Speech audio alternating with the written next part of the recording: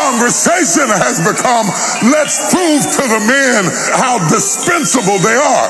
And it is born out of pain because we hurt you and betrayed you and lied to you and cheated to you. And you became like you became out of pain.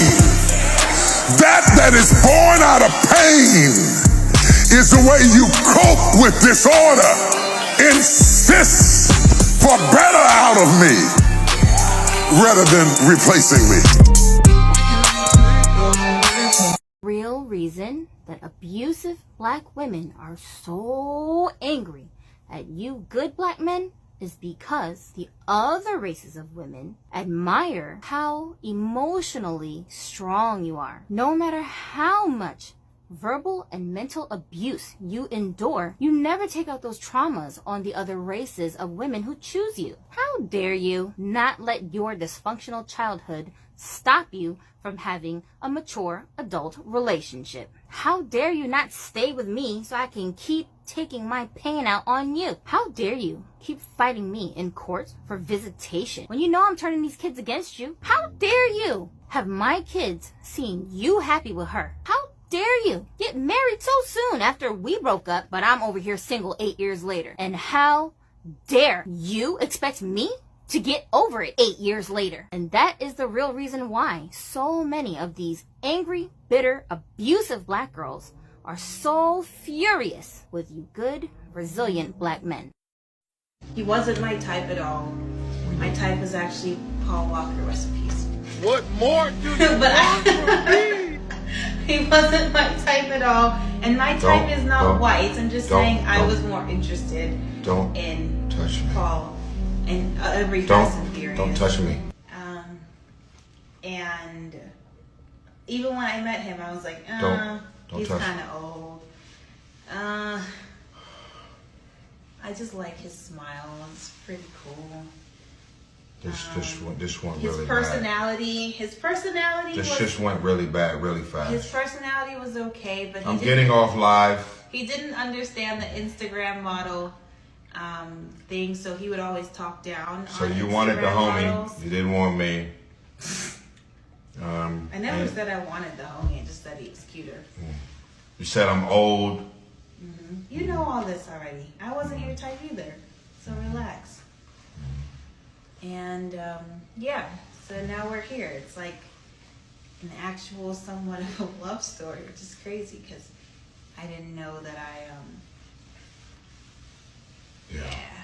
Yeah, I'm done. No, don't touch me.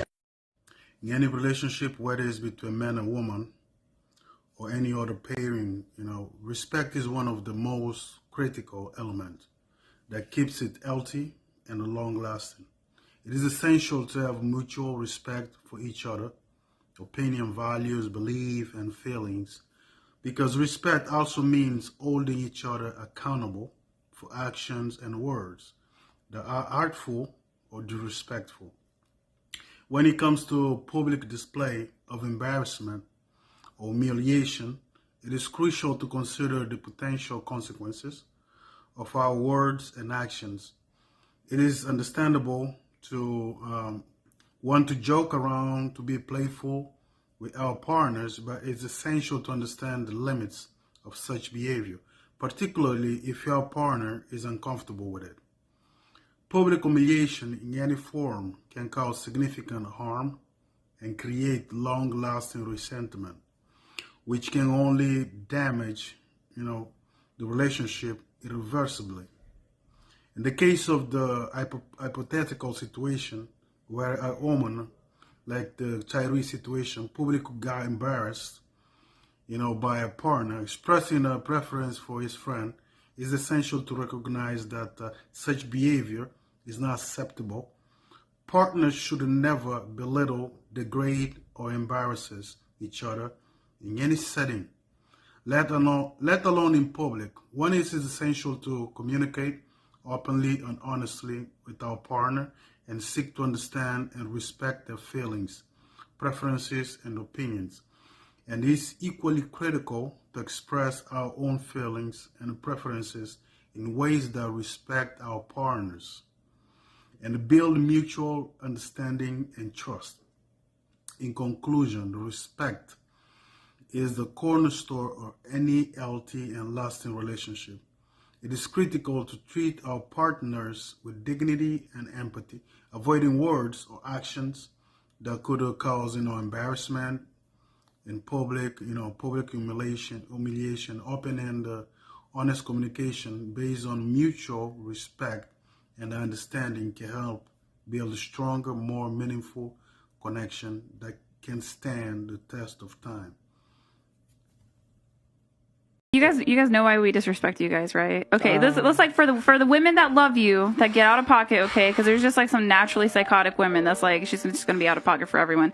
So the way there's a doctor, his name is Dr. Eggeritz, he talks about love and respect, right? And it's in the Bible too, where women are commanded to respect their husbands and husbands are commanded to love their wives, right? And there's a reason for that. And so when I feel unloved, we tend to get disrespectful. And then if you feel like I'm disrespecting you, you're going to go out of your way to make sure that I don't feel loved, and you're not going to cuddle with me. And it goes into this cycle, and you never know when to hop off, because it's like, well, do I want to hop off? No, he should hop off. When really it's like, once you know you're in the cycle, you should just hop off just for the greater good. Whoever figures it out first. So yeah, I think that's a common thing. Because when men blow up, nobody ever asks, what did she say? And I feel like we should start asking, because it's really bad. And it's mad because they When a woman disrespects you, fellas, she wants a response from you. She wants you to check her, or she wants you to leave her. What a lot of guys do is the response that they give the woman is arguing, even getting physical sometimes. Nah, check them or you charge them. Charge mean get out my life, or I'm putting you on the bench. You don't have to be loud and arguing shit, but you check bad behavior immediately. A lot of the times, this behavior comes in the form of tests, or they're pushing at you because she misses that dominant force within you. That's why you gotta smash it right then and there. And if you miss that moment, you fail that test. Y'all are filming? We're also filming. So can I ask you something? So like, would you like to like maybe motorboat me for a t-shirt or something?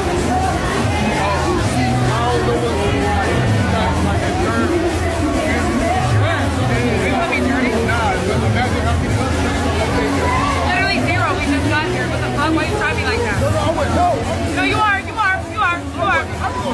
That's so crazy because you literally have gold on your teeth. So when was the last time you brushed your teeth? Talk about yours. Don't fucking right. And when was the last time you brushed your fucking actual teeth? No, I wasn't. Exactly. Don't fucking play with me. I wasn't. You want to motivate me or you don't? You like titties or you don't? Oh nah, I just don't want to raise with her. What are you talking about? Women handle rejection very differently to men. Men just kind of take it on the chin. Women will start entire movements. When a woman discovers that she is not a man's preference, it cuts her deep, She's more likely to be like, how dare you! You have stolen my dreams! And we see this all the time with standards as well. When women set their standards and say they only want to date tall men, or they only want to date guys who are successful, it's just, yes, queen, don't settle for less. But if a man dared to say that he just wants a woman who's slim, he's a misogynist, he's fatphobic, he's misogynist, he needs to die. We handle rejection differently. What can I... Once upon a time, there was a wife named Sarah who had been married to her husband, John, for 5 years. Sarah was a successful businesswoman and was used to being in control of everything in her life. She was confident in her abilities and felt that she knew what was best for everyone. This is the first time in my entire life that I've been completely free.